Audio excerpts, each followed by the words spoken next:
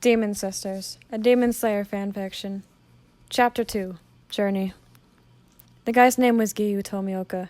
He was a demon slayer, which would explain perfectly well what he was doing up on the mountain, and why all three of us had run into him in the first place. Since I was the only one awake, he decided to tell me everything so that I could pass on that information to my brother. In addition to that, he had given my sister a bamboo muzzle to keep her demonic temptations at bay. All three of us were to see Sakanji Urodaki, who was supposedly some sort of demon slayer core trainer. Given everything that we had experienced so far, we didn't have much of a choice but to trust the word of this young man. I looked down at my hands, at my new claws. I couldn't believe all of this was really happening to us. Kazuko. I turned to the sound of my brother's voice. I sighed in relief as I realized he was awake. "Brother, we're so glad you're awake," I cried as I went close to him and hugged him. Nezuko appeared to be still knocked out from earlier. In a moment, she awakened and looked from Tanjiro and back to me fondly. "What happened?" Tanjiro asked. "Where did that guy go?" "His name is Giyu Tomioka," I explained. "I have a lot to tell you. He told me that we needed to go see an old man named Sakanji Urodaki. He's a trainer in the Demon Slayer Corps. He can help us. He lives in Mount Sagiri. He also mentioned to me that since Nezuko and I are demons, we should never be exposed to direct sunlight. We'll be all right for now since it is cloudy, but we must be careful in the future." Tanjiro nodded in understanding, and we all stood up and walked back home to bury the bodies of our dead family. Once it was done, we began our journey to Mount Sagiri. Given that Nezuko and I needed to avoid sunlight at all costs, before the sun rose the next day, both of us took shelter in a nearby cave. Meanwhile, our brother went out to find supplies to build a basket for both of us. I kept Nezuko close to me. Now that we were both demons, our fate was inevitable.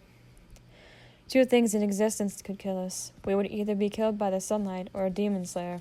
However, I wasn't entirely sure what a demon slayer was. All I knew, from what I had been told, was that a demon slayer was a warrior who killed off demons for the good of the human race. Nezuko had dug a hole in the ground to make a nest for both of us inside the cave, where the sunlight wouldn't reach us. She pulled me closer to her protectively. Just then, I heard my older brother's footsteps. "Nezuko? Kazuko? Are you two all right?" he asked, an expression of worry overcoming his face. I felt sorry that I had been turned into a demon as well as Nezuko. After all, Tanjiro already had to deal with the burden of being the oldest in the family. Now he would have to be the one to protect both of us from any danger ahead, and we would likely face. "We're fine," I assured him. "Don't worry about us." "What's that you've got there?" I noticed that our brother had come back with the supplies he had been searching for. "I'm going to build a basket for both of you so I can carry you two during the day," Tanjiro explained. "I'm sorry if it's a bit cramped in there, but it's the only way for all three of us to travel together." I nodded. I was acutely aware of my new reality as a demon. I was a bit worried about Nezuko and having to be carried on our brother's back. What if someone got suspicious and asked him what was inside the basket? And another thing, how were either of us going to fit inside with how big we both were and how small the basket was going to be compared to us? Once Tanjiro had finished building it, it was time to test it out. As soon as we discovered, both Nezuko and I had the ability to shrink or grow bigger. I suppose it only made sense that we were able to do that. I guess given how big or small the demon's prey played a huge factor in a fight. It was a tight fit, but both of us could fit inside. We climbed inside and waited for our brother to start his journey to Mount Sagiri. I was unsure of what to expect. I was worried about our brother. For one thing, what if Nezuko or I lost control and tried to eat him again?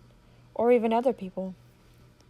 And what if Sakonji Urodaki wasn't willing to take the three of us in? Or even worse, what if a demon attacked our brother while we were traveling?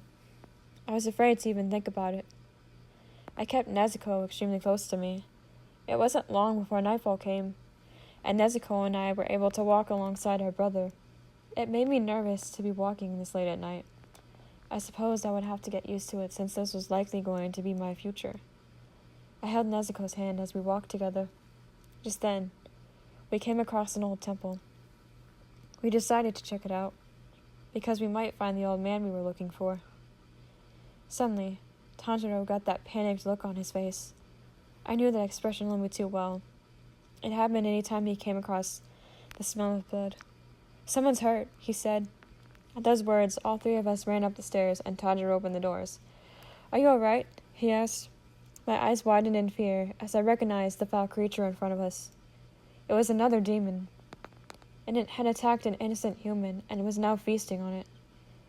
I tried hard not to give in to temptation as the smell of fresh blood began to affect me.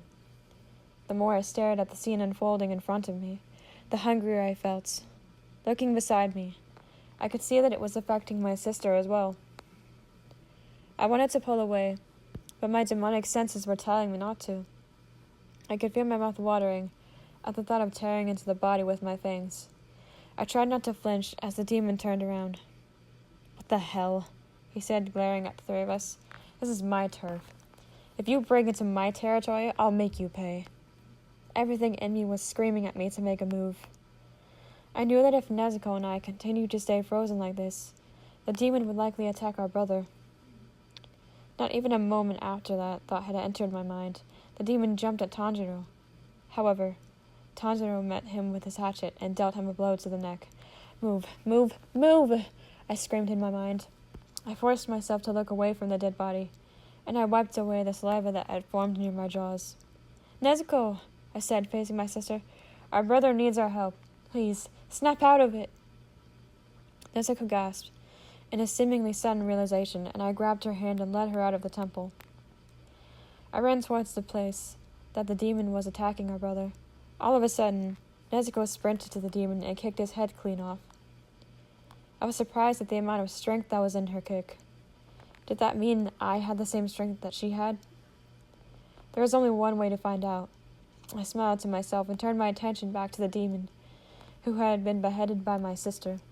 Unfortunately, it appeared that was not enough to kill him. Tanjiro pushed the demon's body away from him in horror. In an instant, the demon's body attacked Nezuko and threw her further away from our brother. I decided to follow them. I had known Tanjiro for a long time. I was sure that he would be able to handle himself when it came to dealing with the threat. I had a feeling that he would be okay. And besides, it was only the demon's head. After all, how powerful was the head compared to its body? My guess was that it was less powerful. I came to the place where the demon had kicked Nezuko. I could see how powerful it was as it continued to attack my sister. I fearlessly approached him. "Hey," I shouted at him, anger blazing in my eyes. "Leave my sister alone." I launched myself at him. I wasn't even sure what I was going to do about the situation. All I knew was that I was going to save my sister from this monster. I punched the demon in the face, near his eyes. The impact left him with smashed eyes.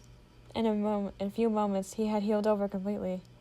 I hadn't considered the fact that demons could heal themselves quite quickly and could regenerate as many limbs as they needed to.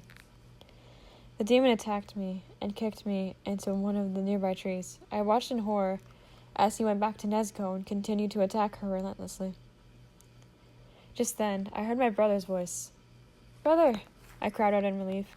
The demon's head was nowhere in sight, so I could only assume that Tanjiro had taken care of it. I had no time to wonder what had happened to it, as the fight went on. Tanjiro suddenly tackled the demon, unaware that there was a huge cliff in front of him. "No!" I screamed. I caught sight of Nezuko, grabbing hold of his howdy, and I sighed in relief. I smiled and ran up to both of them. "Are you all right?" I asked. Nezuko nodded, and my brother gave me a confident smile. All three of us turned and walked back to where the demon's head was. None of us knew what to do about the demon or how to kill it. I was certain that the demon slayers had special swords that they could use to kill demons, but we didn't have anything like that around us. We would need to wait for the sun to rise. However, I did not have time to sit and watch my brother attempt to kill the demon. The sun would soon be up, and Nezuko and I must be sure we were not exposed to the sunlight. She took hold of my hand and ran towards a safe place for us to hide in the darkness away from the light. This is so annoying, I thought to myself. Was this really what Nezuko and I had to deal with? If so, I wasn't looking forward to it. But there was nothing to be done about it anyway. I sat with my dear sister and waited for our brother to come and find us. I hoped we would be able to find this guy soon. I thought about Giyu and our first encounter.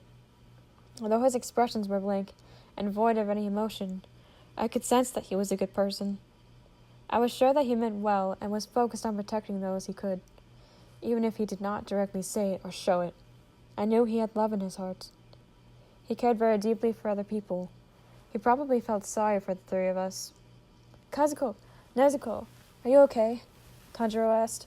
He looked worried, as if he had not expected to see both of us there. I smiled at him in a reassuring way, and he sighed in relief. Then he disappeared once more. It was likely that he went to go find that old man we were looking for. I sat with Nezuko and waited patiently for our brother to return. I wasn't concerned that he had left us here on our own. I wasn't a fan of having to crawl inside of a little basket in order to travel around with our brother. I really wished that Nezuko and I were able to walk around during the day. I felt very vulnerable, even from the inside of that basket. I knew that eventually someone was going to discover what was in the basket and they would find us. And I wasn't looking forward to it. Not to mention that whenever I felt threatened, it was a lot harder to control my actions and anger.